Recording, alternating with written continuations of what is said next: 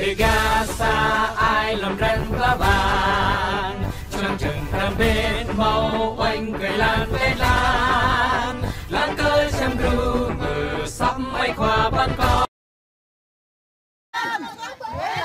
Đây có cảnh sát cơ động này mọi người. Yêu cầu mọi người để tái định.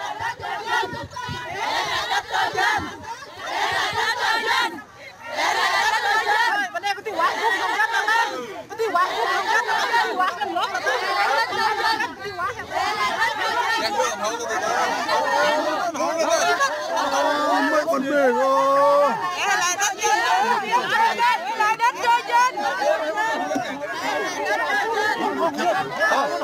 Không rồi.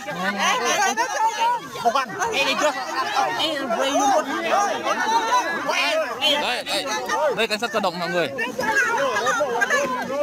Rôn đây. Rôn. Tiếng nào? Tiếng báo nào? Lăng.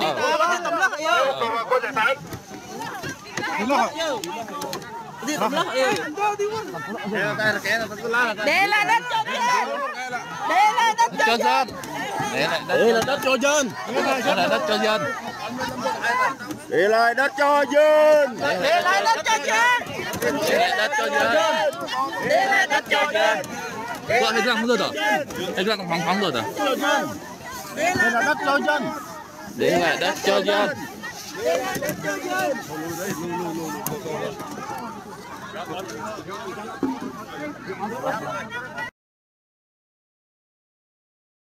Đây là cục nhiễu sóng của bên cơ động, bên công an này mọi người. Cục nhiễu sóng này chúng tôi không quay trực tiếp được, chúng tôi phải quay lại để cho mọi người thấy. Đây là cục nhiễu sóng này mọi người.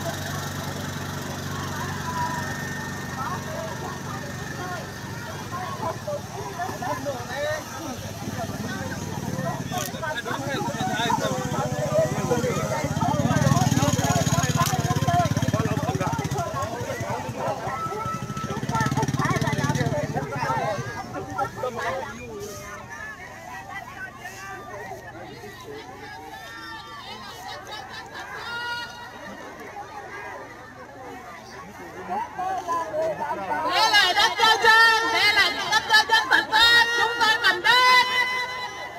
Trả lại đất cho dân. Kan kang kan lom ban ma mai pateng param do.